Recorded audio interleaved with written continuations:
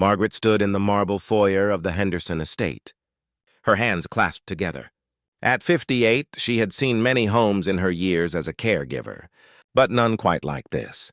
The chandelier above sparkled like diamonds. The floors gleamed. Everything was perfect, everything except the silence.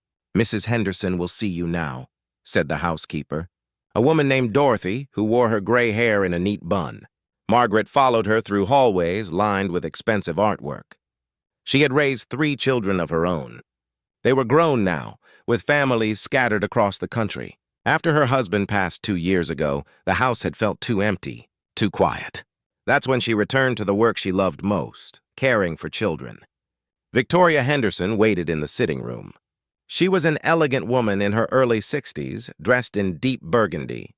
Her posture was perfect, her expression controlled. But Margaret noticed something else. The tightness around her eyes, the worry she was trying to hide. "Miss Margaret," Victoria said, her voice measured, "thank you for coming. I'll be direct. My husband Richard and I adopted a son 3 months ago, Benjamin. He's 8 years old. He came from a difficult situation." She paused, and Margaret saw her hands tremble slightly before she steadied them. "Benjamin has a rare medical condition. His body is aging faster than it should. The doctors say it's progressing, that we're running out of time." Victoria's voice cracked just barely. "We've had 5 nannies. He won't eat properly for anyone. Won't take his medications. He barely speaks anymore. The doctors say if he doesn't improve soon..." She didn't finish the sentence. She didn't need to. Margaret nodded slowly. "May I meet him?" They climbed the curved staircase to the 2nd floor. Victoria knocked gently on a door painted soft blue. "Benjamin?" "Someone's here to see you." No answer. Victoria opened the door. The room was beautiful, filled with toys still in their boxes, books with uncracked spines, a telescope by the window. But on the bed, wrapped in blankets despite the warm afternoon, was a small figure. Benjamin looked ancient and infant at once. His skin was wrinkled, papery thin. His hair had already grayed. But his eyes, those dark, watchful eyes, were young and frightened. He was dressed in pale yellow pajamas, and he looked so very small. Margaret walked in slowly. She didn't rush. She didn't hover. She simply pulled a chair near the bed and sat down. "Hello, Benjamin. My name is Margaret. You don't have to talk if you don't want to. I'm just going to sit here for a bit, if that's all right with you." The boy watched her carefully. She saw him clutch a small, worn stuffed animal, a rabbit, nearly colorless from years of holding. Margaret smiled gently. "That's a good rabbit you've got there. Looks like he's been with you a long time." For a long moment, nothing. Then, so quietly, she almost missed it. "Mr. Hoppy?" "Mr. Hoppy," Margaret repeated, her voice warm. "That's a perfect name." She glanced at Victoria, who stood in the doorway with tears in her eyes. Margaret gave her a small nod. Sometimes the smallest connections meant everything. The first week was hard. Benjamin wouldn't eat the elaborate meals the chef prepared, wouldn't take the 14 pills arranged in neat rows on his nightstand. Richard, a tall man in his late 50s with kind but tired eyes, would pace the hallway outside Benjamin's room each evening, his frustration mixed with heartbreak. "We've given him everything," Richard said one night, his voice heavy. "The best doctors, this house, a family. Why won't he let us help him?" Margaret was folding Benjamin's laundry, small shirts, small socks. She paused. "Mr. Henderson, if I may, sometimes it's not about what we give, it's about what we understand." She thought of her own children, how each one had needed something different. Tommy had needed words of encouragement. Sarah had needed quiet presence. Little James had needed laughter. The next morning, Margaret didn't bring Benjamin's breakfast on the fancy tray with the cloth napkin. Instead, she brought simple oatmeal in a regular bowl. She sat down beside his bed. "You know what?" she said conversationally. "When my children were small, they hated taking medicine too. So we made a deal. For every pill, we'd tell a story. Doesn't have to be a long story. Just a little something." Benjamin looked at her. "What kind of story?" "Any kind you like. I can tell you about the time my son Tommy tried to teach our dog to play checkers. Or you can tell me a story about Mr. Hoppy, maybe." The boy's fingers tightened on the stuffed rabbit. "Mr. Hoppy doesn't like stories." "No? What does he like?" A pause. Songs. My real mom used to sing. Margaret's heart squeezed. What did she sing? I don't remember all of it, just humming mostly.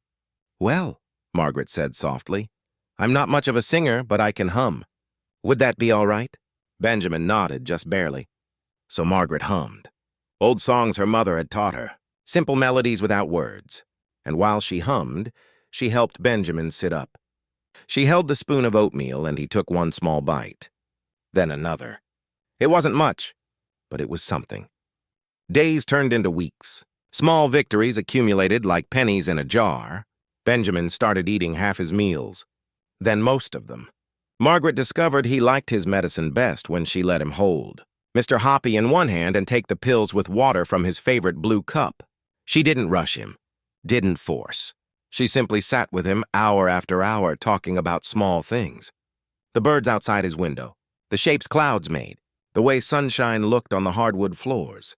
Were you scared? Benjamin asked one afternoon. When your husband died? Margaret was quiet for a moment. Yes, very scared. And very sad. Do you still get sad? Sometimes. But I also remember the good parts, the 42 years we had together. That helps.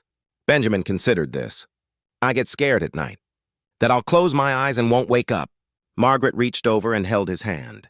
His skin was fragile as tissue paper, but his grip was strong. That's a very big fear for such a young person to carry. The other nanny said I had to be brave. Well, being brave doesn't mean not being scared. It means being scared and letting someone help you anyway.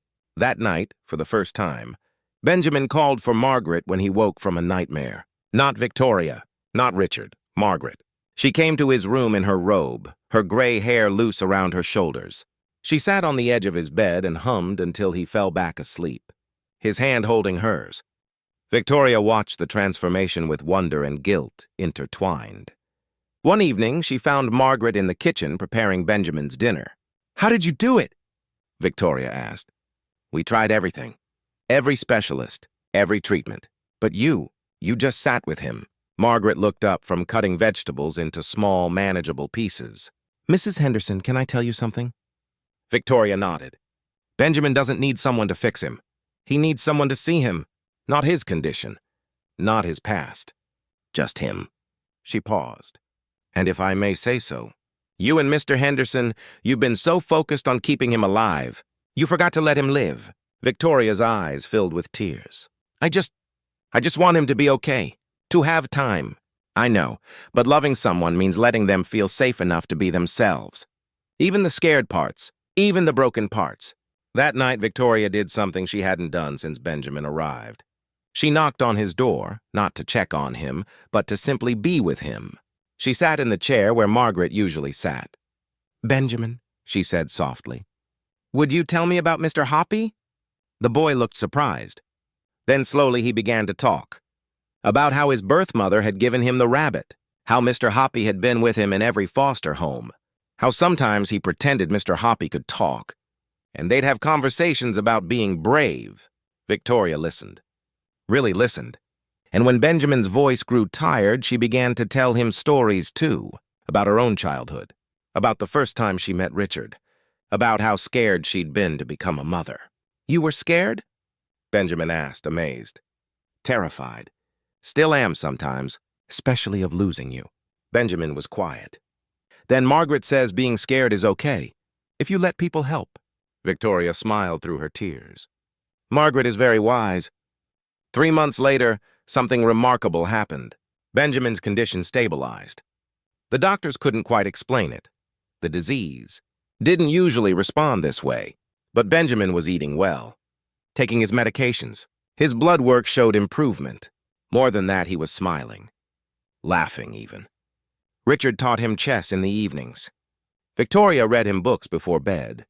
Dorothy, the housekeeper, let him help in the kitchen, standing on a stool to stir cookie dough with his thin, wrinkled hands. But Margaret remained his anchor. Every morning she came to his room. Every evening she hummed him to sleep. Why did you come back? Benjamin asked her one day. They were sitting in the garden, watching butterflies dance among the roses. After your kids grew up, you could have rested. Margaret thought about this. When you love people, really love them, You have love left over. It doesn't run out. It just looks for more places to go. Like a river? Exactly like a river. Benjamin leaned against her shoulder. He was still small, still fragile, but no longer fading. I'm glad your love river came here. Margaret kissed the top of his head. Me too, sweetheart, me too. That evening, as the sun set golden over the Henderson estate, Victoria found Margaret in the hallway. He's asking for us, Victoria said. All of us. For family dinner. It was the first time Benjamin had requested to eat with everyone. They gathered in the dining room, not the formal one, but the smaller, cozier breakfast room. Benjamin sat at the table in his booster seat, Mr. Hoppy beside him. He looked at each of them. Richard, who'd finally learned to let his guard down. Victoria, who'd learned that perfection mattered less than presence. Dorothy, who'd become like a grandmother. And Margaret, who'd shown them all what love actually looked like. Can we hold hands? Benjamin asked. Before we eat? They joined hands around the table. Benjamin bowed his head. Thank you for being my family. Even though I'm different, even though I'm sick. Thank you for staying. There wasn't a dry eye at the table. As they ate, Margaret's simple comfort food, not the chef's fancy cuisine, they talked and laughed. They told stories. They were, in that moment, exactly what they'd all been searching for. A family, imperfect, scared sometimes, but together. And in the center of it all, a little boy who'd finally found his place to belong. Not because anyone had fixed him, but because someone had simply loved him exactly as he was. That, Margaret knew, was the only medicine that really mattered. The kind you couldn't find in any bottle. The kind that flowed like a river, never running dry.